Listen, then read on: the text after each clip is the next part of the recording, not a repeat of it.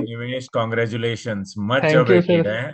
Sir वो आपका जो हेल्प था डैफ के टाइम में भी, और क्या कहते हैं बाकी बीच में जो गाइडेंस था बहुत हेल्पफुल रहा। तो डैफ में सो तो बहुत ज्यादा, मैं आप हाउ जैसे बता वैसे किया। और मैं स्टोर भी फर्स्ट डाला आपके कारण, आपने बताया। और मैं बहुत राइट? खुश हूँ जो मैंने स्टोर फर्स्ट डाला।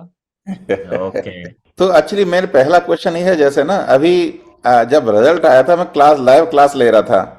तो हम्म। मैंने कहा भाई रिजल्ट आ गया और बहुत सारे बच्चों का सिलेक्शन हुआ है, तो बच्चे कह रहे थे सर सीटें कम होती हैं तो उसमें डर लग रहा है। तो आप बच्चों को कुछ बताना चाहेंगे, और डरने की बात जरूर नहीं है, कुछ सर ऐसा बिल्कुल कुछ?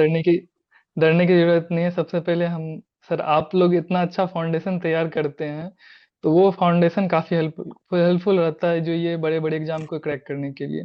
तो सबसे पहले तो बेसिक पे तो फुल ध्यान देना है, और डरना नहीं है। जितना रिवीजन प्रैक्टिस, बेसिक पे ध्यान और टेस्ट लगाना है। हाँ हाँ। अच्छा, ये पीवाईक्यू के क्या रोल है? सर पीआई का सर बहुत ज्यादा रोल है। कुछ क्वेश्चन तो डायरेक्टली रिपीट हो जाते हैं, इवन डाटा भी सेम हो जाता है। आप इंजीनियरिंग सर्विस के पीआईक्यू लगा लें, सिविल सर्विस के पीआईक्यू मेंस के लिए, और फॉरेस्ट सर्विस के, ये तीनों लगाने पे मतलब ऑलमोस्ट सारा कवर हो जाता है। हाँ हाँ हाँ। जैसे मैं क्लास में बताता हूँ ना भाई, सुबह उठ के थोड़ा पढ़ो तो आप कब पढ़ा करते थे बताओ पहले? सर मैं तो एक्चुअली जॉब कर रहा हूँ, तो हाँ। मैं थोड़ा सुबह उठ के पढ़ता था और थोड़ा ऑफिस के आने के बाद। अच्छा। तो थोड़ा ब्रेक करके पढ़ता था, क्योंकि कंटिन्यूअसली ऑफिस के आने के बाद थोड़ा सा आदमी वो हो जाता है ना, वो हम्म। एग्जॉस्ट हो जाता है। तो आप थोड़ा ब्रेक करके पढ़ेंगे, थोड़ा रात में पढ़ लेंगे, थोड़ा सुबह में पढ़ लेंगे, तो वो सफिशिएंट हो जाता है। तो ओके हाँ। Okay okay. निवेश यार, मतलब मुझे ऐसा लगता है कि बच्चे और जानना चाहेंगे। जैसे बहुत सारे स्टूडेंट्स जो हैं, they are already in working, जो ऑलरेडी किसी कंपनी में काम कर रहे हैं, and then you are also working. Yes तो सर। वो उनके लिए कुछ बताओ कि यार मतलब वो बच्चे, हाउ कैन दो स्टूडेंट्स प्रिपेयर? सर एक्चुअली उनके लिए टाइम काफी कम है। बाकी हम्म। जो मतलब कहीं जॉब नहीं कर रहे हैं, उनके पास 24 आवर है। और मतलब हम्म। सोना हटा के लगभग 15 14 15 घंटे सफिशिएंट पढ़ सकते हैं अगर चाहें तो। लेकिन जो जॉब में है वो 8 घंटे तो ड्यूटी पे रहते हैं, और आने हम्म। जाने का 1 2 घंटा।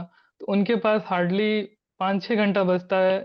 लेकिन वो 5 घंटा उन्हें काफी इफेक्टिवली यूज करना होगा मेरे हिसाब से। आपको कट डाउन करना होगा, सोशल मीडिया कट डाउन करना होगा।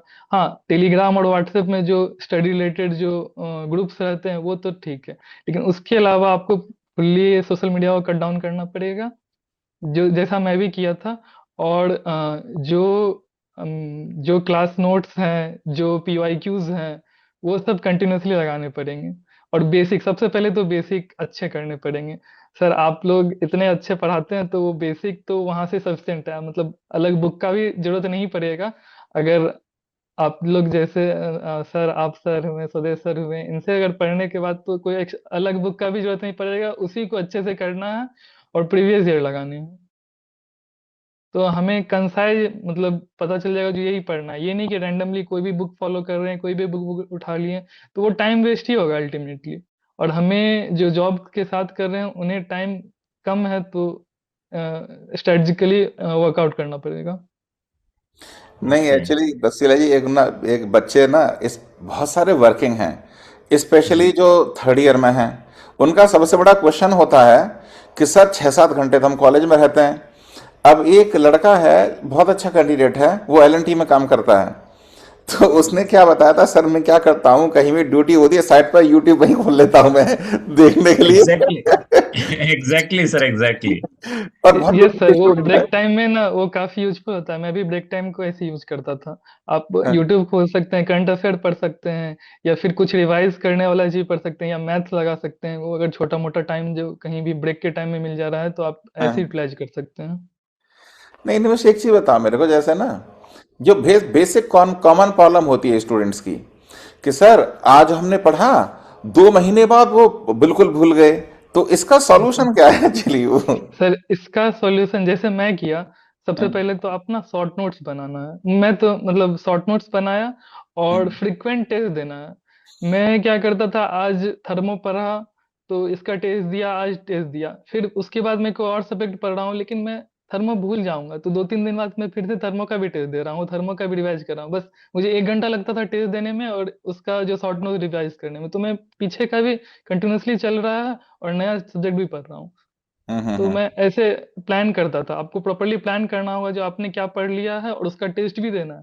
आप नया चीज पढ़ रहे हो, नया आगे सिलेबस पढ़ रहे हो, लेकिन वो पुराना चीज भूल नहीं जाए, उसका शॉर्ट नोट्स बना के रिवीजन करना है और उसका टेस्ट देना है फ्रिक्वेंटली।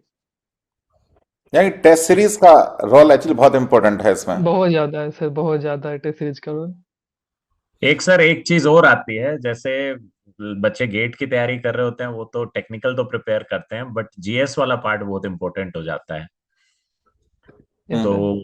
जीएस मतलब आपने कैसे उसको टैकल किया? सर जीएस लिटरली बहुत चैलेंजिंग है। उसका अब हमें पता नहीं रहता है कब क्या आ जाएंगे, एकदम रैंडम क्वेश्चन हो जाते हैं। तो सबसे पहले तो जो हमारे सब्जेक्ट से रिलेटेड, जैसे मैथ एप्टी है, मटेरियल साइंस है, प्रोजेक्ट मैनेजमेंट है, क्वालिटी है, ये सब मैकेनिकल से रिलेटेड है। ये हम लोग अगर अपना टेक्निकल भी कर रहे हैं तो उसके साथ ये हो रहा है। तो मैकेनिकल के साथ तो एडवांटेज है, मटेरियल साइंस हुआ, लगभग 5-6 सब्जेक्ट हैं, इंजीनियरिंग ड्राइंग भी हो गए। तो हम्म। मैकेनिकल के साथ एडवांटेज, जो जीएस हमारा ओवरलैप करता है आपके टेक्निकल से, तो वो चीज तो हम सबसे पहले कर सकते हैं। और उसके बाद बचा एथिक्स हुआ, और जो बाकी कुछ सब्जेक्ट जो बचे हैं उनको हेल्प ले सकते हैं, कोचिंग के मटेरियल से हेल्प लेके कर सकते हैं।